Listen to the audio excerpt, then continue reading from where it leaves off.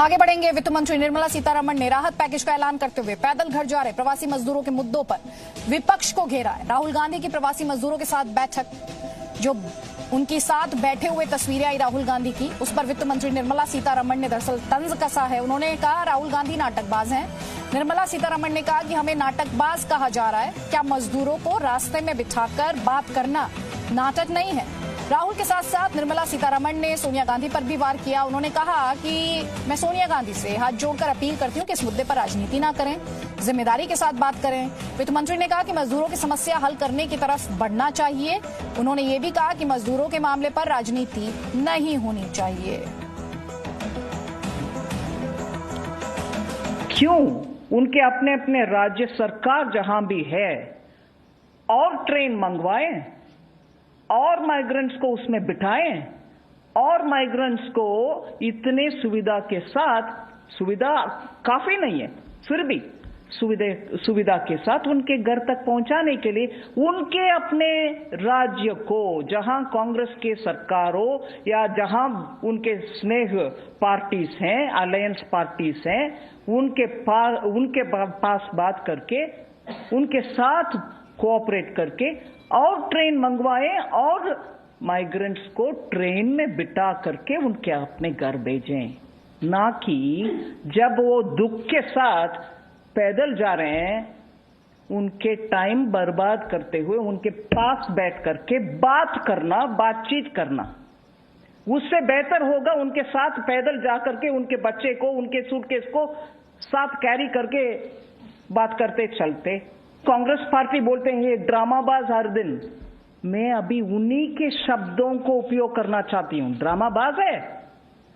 कल जो हुआ माइग्रेंट को उनके रास्ते पे चलते हुए बगल में बैठ करके बातचीत करने का, वो समय है क्या? वो ड्रामाबाज नहीं है क्या? मैं ऑपोजिशन पार्टी को हाथ जोड़ करके विनम्रता से कहना चाह रही हूं, माइग्रेंट्स का विषय में हम सब साथ होकर के काम करना है। बीती शाम दरअसल कांग्रेस सांसद राहुल गांधी दिल्ली में कुछ बेघर मजदूरों से मिले थे। उनके साथ राहुल की जो तस्वीरें हैं, जो थोड़ी देर पहले हमने आपको दिखाई भी राहुल गांधी की तस्वीरें, वो मीडिया में भी आई। बाद में इसी बहाने राहुल गांधी ने केंद्र पर जो राहत पैकेज है उसे लेकर निशाना साधा। आपको सुनवाते हैं कि किस तरह कांग्रेस के नेता बार बार मजदूरों के बहाने केंद्र पर निशाना साधते आ रहे हैं।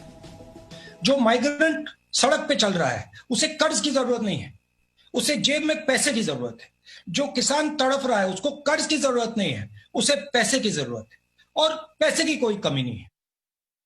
अगर ये 1 लाख करोड़ रुपया ईमानदारी के साथ देश के मजदूर और किसानों में बंट जाए तो उनकी समस्या का समाधान हो जाए। राहुल जी ने बिल्कुल ठीक कहा है। आज गरीब आदमी को, मजदूर को, किसान को कैश की जरूरत है, सपनों की जरूरत नहीं। सीधे रुख करते हैं मेरे सहयोगी मनीष शुक्ला का। मनीष, हम लगातार देख रहे हैं सियासत हो रही है, चाहे वो विपक्ष हो या पलटवार हो। मजदूरों के जख्मों पर मरहम की बात कब? क्योंकि अभी तक तो हमने सिर्फ सियासी ड्रामेबाजी और बयानबाजी देखी है। जी हाँ, बिल्कुल अदिति, देखिए ये बहुत दुख की बात है क्योंकि लगातार हम देख रहे हैं कि एक बड़ी समस्या इस पूरे देश भर में है। जो मजदूर हैं, जो लेबर माइग्रेंट्स हैं, वो मजबूर हैं, वो अपने घर जल्दी जाना चाहते हैं। लेकिन इस पूरे मामले में जहां सभी पॉलिटिकल पार्टीज को और सभी लोगों को, हम सिर्फ पॉलिटिकल पार्टीज की बात कर रहे हैं, जो भी हेल्प कर सकता है उनको आगे आने की जरूरत है। इस वक्त ये देखने की जरूरत है कि किसकी कौन सी सरकार है, या वो अपोजिशन में है या उनकी जिम्मेदारी है कि नहीं है, क्योंकि इस वक्त सभी इंतजार कर रहे हैं कि इन लोगों की मदद की जाए। दूसरी बड़ी बात कि क्या सिर्फ जेब में, अकाउंट में पैसे डालना सोल्यूशन है, या देश की इकोनॉमी को रिवाइव करना और इससे जॉब क्रिएट हो और ज्यादा से ज्यादा लोगों को जॉब मिले, ये ज्यादा जरूरी है। जाहिर तौर पर इस वक्त सरकार की यही कोशिश है, लगातार वो 5वीं प्रेस कॉन्फ्रेंस थी निर्मला सीतारमण की, कि लोगों के सामने जॉब क्रिएट किए जाएं। जो हमारी इंडस्ट्री है, जो प्राइवेट सेक्टर है, गवर्नमेंट सेक्टर है, उसको ज्यादा से ज्यादा मजबूत किया जाए। दूसरी बड़ी बात, जहां पर राहुल गांधी राजनीति की बात कर रहे हैं, वहीं पर देखिए कि कुछ दिनों पहले ही, 5-6 दिनों पहले, अमित शाह ने वेस्ट बंगाल के चीफ मिनिस्टर ममता बनर्जी को चिट्ठी लिखी थी और ये कहा था कि जो लेबर माइग्रेंट्स हैं, जो मजदूर हैं, उनकी ट्रेन्स को बंगाल आने की इजाजत नहीं दी जा रही है, क्योंकि सभी स्टेट से कहा गया था कि वो लिस्ट दें और वो कितने मजदूर चाहते हैं, कितनी ट्रेनें चाहते हैं, इसके बारे में जानकारी दें। तो कई स्टेट्स हैं जो आनाकानी कर रहे थे, क्योंकि उनको लग रहा था कि अगर लेबर ये हमारे स्टेट में आ जाते हैं तो एक बहुत बड़ी समस्या होगी इनको खिलाने पिलाने की और इनकी जॉब के लिए। लेकिन सब कुछ सेंटर पे भी डालने की कोशिश हो रही है कहीं ना कहीं से। और दूसरी बड़ी बात की जिस तरीके से निर्मला सीतारमण कह रही है कि राहुल गांधी अगर मदद करना चाह रहे थे तो उन मजदूरों के वो ब्रीफकेस उठा सकते थे, उनको खाने पीने की चीजें दे सकते थे। तो हम ये कह रहे हैं कि चाहे वो निर्मला सीतारमण ही क्यों ना हो, चाहे बीजेपी ही क्यों ना हो, इस मामले में इस वक्त कम से कम देश ये नहीं चाहता कि कोई भी तरीके की पॉलिटिक्स हो। देश ये चाहता है कि लोगों की मदद की जाए। एक बहुत बड़ी ये विपत्ति है, ये एक प्राकृतिक विपत्ति है जो अचानक आई है और इसमें जाहिर तौर पर थोड़ा वक्त लगेगा, लेकिन इसमें संयम की जरूरत है और लोगों के जख्मों पर मरहम लगाने की जरूरत है। हमने देखा कि कई देश के बड़े इंडस्ट्रियलिस्ट, कई लोग वो सामने आए पीएम केयर में, उन्होंने करोड़ों रुपए पैसे डाले। इन लोगों ने इससे मतलब नहीं रखा जानने की कि पैसे कहां जा रहे हैं। सबको ये विश्वास था कि इस वक्त पूरे देश को एक होने की जरूरत है और भारत जैसे देश में जब इस तरीके की राजनीति होती है जाहिर तौर पर बहुत ही दुख होता है। क्योंकि मनीष, जब हम बात करें हम उन तस्वीरों को नहीं भूल सकते। कल जो तस्वीरें औरैया से आई, जो तस्वीरें औरंगाबाद से आई, सागर से जो तस्वीरें आई, हर तस्वीर में मजदूर की मजबूरी दिखी, रोटी पड़ी दिखी। जिस रोटी के लिए वो शहर पलायन करता है उसी रोटी को छोड़कर वो दूसरी दुनिया में चला गया। मतलब अब जब वो चल रहा है, पैदल मार्च कर रहा है, तो उसके जीवन की गारंटी नहीं है। आजीविका तो बाद में आती है। अभी जो हम तस्वीरें बीते दिनों में देखते आए हैं, मेरा सवाल ये है कि ये जो सियासत है उससे अलग क्या मजदूर तक कोई फायदा पहुंचता ग्राउंड पर आपको दिखाई देता है? क्या उसके लिए ये जो पैदल मार्च है वो थमेगा? देखिए अदिति, एक चीज और आप नोटिस करिए कि शायद ही आपने कोई ऐसी विजुअल देखा जिसमें एमएलए या एमपीज हैं या कई चुने हुए रिप्रेजेंटेटिव हैं, वो आपको गरीबों के लिए राशन खाने पीने की चीजें बांटते नजर आ रहे हैं। बहुत ही कम ही शायद हो सकता है कि कुछ ही ऐसे वीडियोस आए हुए होंगे। तो यहाँ पर यही हमारा सवाल है कि सबको इसमें साथ आने की जरूरत है। जहां तक आपने देखिए मजदूरों की बात की, सरकार ने, गृह मंत्रालय ने अभी परसों भी एक चिट्ठी लिखी थी और ये कहा था कि जो भी मजदूर सड़क पे दिखे उनको समझा करके वहीं पास में शेल्टर रूम में उनको रखा जाए, खाने पीने की चीज दिया जाए और उनके लिए जब तक बस ट्रेनों का इंतजाम नहीं हो जाता उनको सड़कों पर ना आने दिया जाए। क्योंकि एक दूसरी समस्या ये भी है कि अगर ये मजदूर बिना चेक किए, बिना जांच कराए अगर अपने गांव में जा रहे हैं तो वहां भी आप मत भूलिए कि कोरोना वायरस के संक्रमण का बहुत ही खतरा है। अभी तक ऊपर वाले की दुआ से कम आप ये कह सकते हैं कि गांव में कोरोना का संक्रमण उस स्तर पर नहीं पहुंचा है जो देश के महानगरों में, बड़े जिलों में पहुंचा हुआ है। तो यहाँ पर यह भी जरूरत है कि स्टेट जो है अपनी वो भी रिस्पॉन्सिबिलिटी समझे और सब कुछ सेंटर पर ना छोड़े और हमेशा हमला और रुख ना अपनाए। इस वक्त मदद की जरूरत है। सियासत हर तरफ से हो रही है, हर कोई कर रहा है। मनीष, आप रहिए हमारे साथ। दिल्ली के गाजीपुर बॉर्डर पर मजदूरों की भारी भीड़ इकट्ठी होने के बाद आज स्थिति बेकाबू होने से बस बाल बाल बची है। दरअसल ये सभी मजदूर दिल्ली से दरअसल उत्तर प्रदेश में एंट्री के लिए इकट्ठा हुए थे। तस्वीर आपके स्क्रीन पर है। यूपी का बॉर्डर सील होने की वजह से इन्हें बॉर्डर पर रोका गया। हालात और कोरोना संकट की गंभीरता को देखते हुए दिल्ली पुलिस हरकत में आई।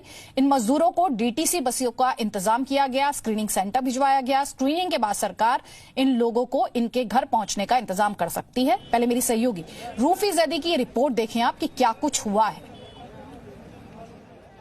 ये तस्वीर दिल्ली यूपी बॉर्डर की है और यहाँ पर आपको बड़ी संख्या में जो माइग्रेंट लेबर है वो नजर आएंगे और ये तस्वीर इस बात की गवाह है कि जब भूख डर पर हावी हो जाती है तो किस तरह से एक गरीब मजदूर निकल जाता है अपने बच्चों के साथ, अपने परिवार के साथ, और उसको तब कोरोना का डर भी नहीं सताता। यहाँ पर आप देखेंगे कि छोटे बच्चे जो हैं वो भी नजर आ रहे हैं। आप लोग घर से निकल आए हैं, डर नहीं लग रहा कि बीमार हो जाएंगे?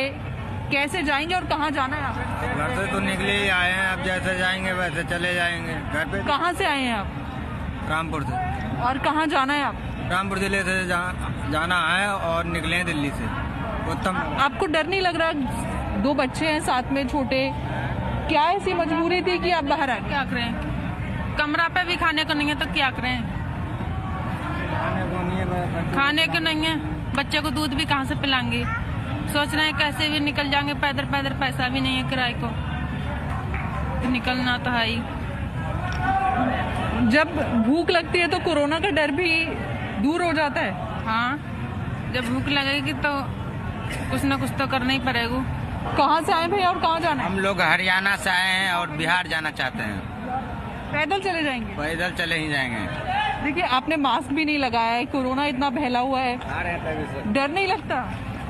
क्या डर लगे, ऐसे मर रहे हैं तो कोरोना से मरने से क्या फर्क पड़ रहा है। हादसा हो गया, ऐसे भी माँ बाप घर पे मर रहा है। हादसा के चक्कर में आ जाओ बेटे आ जाओ। तो हम लोग को जब यहाँ पे करीब ऑनलाइन किया, 4 तारीख को ऑनलाइन किया, अभी तक न ऑनलाइन का खबर आया न उसको टिकट मिला है, पैसे भी 2000 रुपया ले लिया है। पैदल चलते हुए कई हादसे भी हुए हैं मजदूरों के साथ, आपको नहीं लगता अगर आपके साथ कुछ हो गया? कोई बात नहीं, हो जाएगा। हम रास्ते में जब निकल गए हैं तो जब तक जान रहेगा तब तक चलेंगे। सोचिए जरा, मजदूर जब ये कहने लगे कि अब निकल पड़े हैं तो जब तक जान है तब तक तो चलेंगे ही। एक सोसाइटी के तौर पर, समाज के तौर पर और हमारे पॉलिसी मेकर्स, ये बात हमने बार बार उठाई है जी न्यूज के ब्रॉडकास्ट में, इन मजदूरों के लिए जगह उस डेवलपमेंट मॉडल में क्यों नहीं थी। यूपी के सहारनपुर का रुख कर रहे हैं, तस्वीरें आपकी स्क्रीन पर है। प्रवासी मजदूरों के हंगामे की तस्वीरें हैं। शेल्टर होम से निकलकर सड़क पर सैकड़ों मजदूर इकट्ठा हो गए। ये सभी प्रवासी मजदूर हरियाणा से यूपी होते हुए बिहार जाना चाहते थे, लेकिन कई दिन से सहारनपुर में फंसे होने के बाद मजदूरों का संयम जवाब देने लगा। इन्होंने हंगामा शुरू कर दिया। हालांकि हालात को संभालने के लिए खुद जिले के एसएसपी वहां पहुंचे, मजदूरों से बात की, उन्हें शांत किया और इलाके में तनाव को देखते हुए सुरक्षा व्यवस्था बढ़ा दी गई है।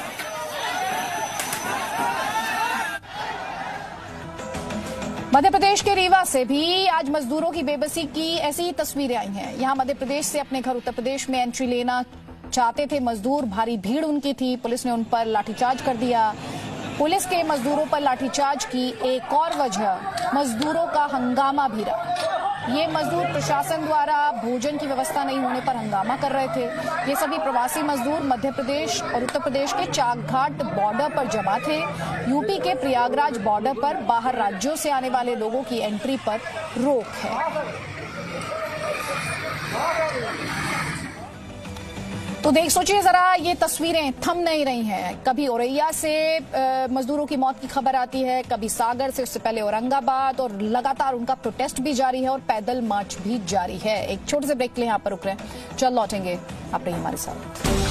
बेवजह घरों से बाहर ना निकले, 2 मीटर की दूरी, एक दूसरे। No signal, no worry. Presenting Z News app with live TV, latest updates and expert opinion. Available on Google Play and App Store. Download it now.